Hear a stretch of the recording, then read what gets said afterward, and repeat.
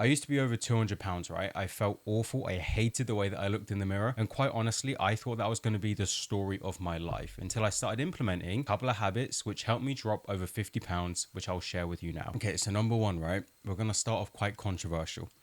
I say that you shouldn't buy any healthy like snacks or any treats. When you think about it, most healthy snacks are actually quite pricey for what they are. And the last time you ate one of them, really sit down and ask yourself, were you actually full? Last time I ate a protein bar, I can't say that I was full or that I was satiated. And also, like, if we're being brutally honest, like, they don't taste great. You're better off, right, just getting a bowl of like Greek yogurt, like cereal, berries, and honey, and having that for like half the price, probably more protein, and you'll be like 10 times fuller. And now I'm not saying that these snacks don't have their place. Don't get me wrong. If I'm like on the go, I'm at the train station, I need to go somewhere, I'll get like a protein bar or like a shake, but I would never willingly bring them into my house because in my opinion they're just a waste of money and quite honestly a waste of calories. The next thing I want you to do is prioritize protein in every single meal that you eat. There should not be any meal that you eat that doesn't have any protein in it. Like that is a non-negotiable. Like that should honestly be a criminal offense if you're trying to lose weight and keep it off. Okay, the thing is with protein, right? It's very hard to digest. And if something's very hard to digest, it's going to keep us fuller for longer. And also this is going to make sticking to your diet and stuff like 10 times easier. So given all of that, why wouldn't you prioritize protein in every single meal that you eat? Makes sense, right? Now, some of you may say, oh, but like I want my little treat. I want my chocolate or I want my biscuit. And I say that's completely fine. But why don't you take that item and then you can pair it with a protein source? Say like, I don't know, like a Cadbury chocolate bar or something. That's like my favorite, right? They come up with a new Biscoff one. I don't know if you've seen it in the UK. Like I haven't tried it yet, but that stuff's probably like crack. But say if I had that, right? I would just have my yogurt bowl, like my berries, my honey, and everything else, and just break the chocolate into there. So you can still have your treat, but then you can like almost protein max it. You can literally have everything you want, but you still have the protein with it. Don't you dare sit there and tell me that you would rather just have that one little like skimpy peasant-sized portion of chocolate over that like massive bowl of like protein powder, honey, and berries and like cereal. Come on, like don't lie to yourself. And if you want some extra help with more strategies and stuff like that, stuff that's a little bit more in depth, again, you can sign up for the 30 days of free help because that's kind of like the next level onto this. Obviously, I'm not going to share it in the videos, but if you're a person who's serious about actually losing this weight, which I guess you are, because obviously you won't be watching the video, then just click the link in the pinned comment, and yeah, you'll get access to some very juicy content and information that doesn't go onto YouTube. It's like, it's not inappropriate, like it's not like an OnlyFans or something, but it's just like stuff that I won't share on here. So if you're interested, the link will be in the pinned comment. So next I want to talk about eating the same meal every single day, okay? When we're losing weight, habit is absolutely everything. If we don't have habit, your chances of fading your fat loss transformation just like skyrocket through the roof. So fixing this allows eating to just be another part of your day. It allows it to be something that's very automatic, something that you never really have to think about. Like even today, like I just finished my breakfast before I sat down and recorded this.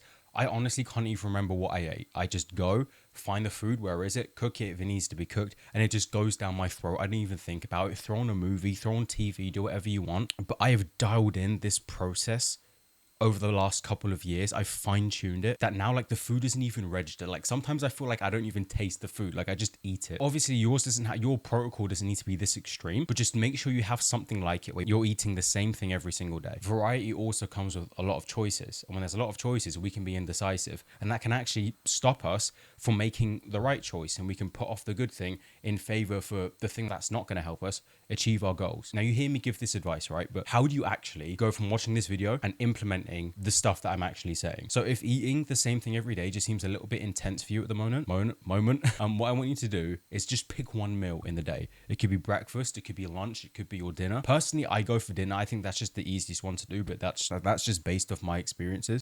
But pick one meal, right? And just choose to eat that one meal, breakfast, lunch, or dinner, the same time, or sorry, eat the same thing every single day. Do that for like a week or two. Once that becomes habit, you can then move on to the next meal, whether that be lunch or whether that be dinner.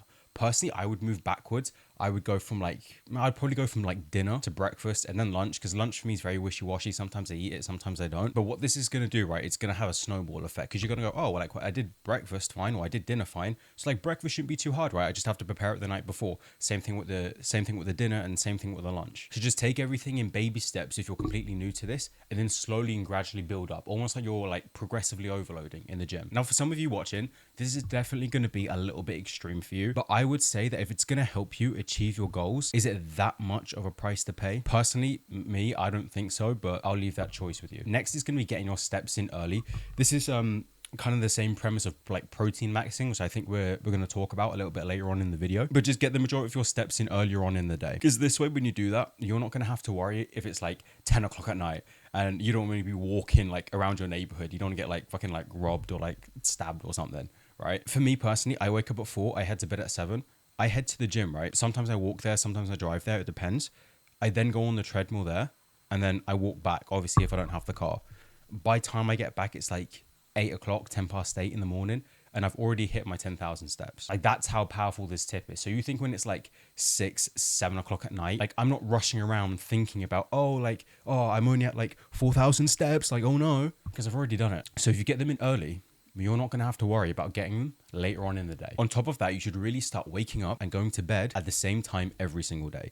I know this seems very, very common sense, but you would be astounded the amount of people that don't actually do this. Again, with this, we're just stressing the emphasis on routine and habit. Routine makes everything easy. Why? Because routine means that a process or the protocol that you have is going to be automatic. If you're like me from a few years ago and you're lazy and like you're a bit of a bum, lazy people, they like automatic because automatic is easy. And from the last video, you would have learned that lazy likes easy. But number 7 actually is a really important mindset shift that I think is not only valuable for your fat loss and your weight loss, but I think just for any area of your life or any field that you choose to go into along your like self-help journey. And that's just taking things one step at a time. It's very easy to obsess about the future or obsess about your goal weight or where you want to be in life. And don't get me wrong, I think that visualization and some kind of degree of manifestation can be effective in the right hands. But if you're just starting out with this whole process, it can often kind of cloud your judgment and can leave you very confused and very overwhelmed. And you can lose focus in the things that you need to do in the current moment, like in the now, in the present. Now, this is why I'm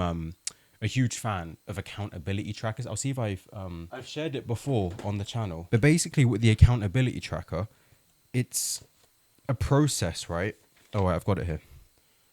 It looks like this. Oh, okay. It looks like this, right? I don't know how well you can see that on the camera, but basically what you do is every single day, right? Say if you want to, I don't know, like lose weight in 30 days, right? 30 days of free weight loss advice, link in the pinned comment. See what I did there? But but what you can do is you can draw 30 boxes, and each box is gonna represent a day, right? And every time that you do something correct, say like you hit your calories and you hit your protein and you work out, you put a tick in that box. Why? Because today was a good day. If you fail, you kind of mess it up, like, you know, shit hits the fan or whatever, you put a cross, right? Now, accountability trackers are great because it allows you to have kind of like a quantifiable measure and metric of how you're doing over an extended period of time. Now, with this, you have to be honest with yourself, right? If you're going to do this and just lie your way through it, then you might as well just skip this tip altogether. But by having an accountability tracker or a system that's very, very similar to it, what you can do is that you can see how many days you're on track for. And if you notice that, say like, oh, on the weekends, you know, I'm not, there's a lot of X's there. Maybe you realize that there's maybe 4 X's in a row, like kind of vertically going down, signaling that on the weekend you tend to kind of mess up a bit.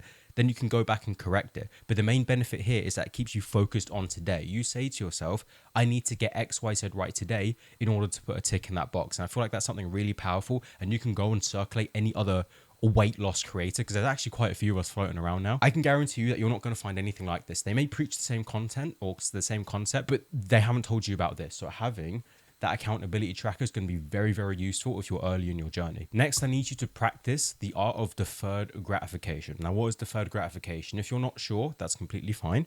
But how I can summarize it and put it in its simplest form is you being able to put off the thing that gives you instant pleasure now.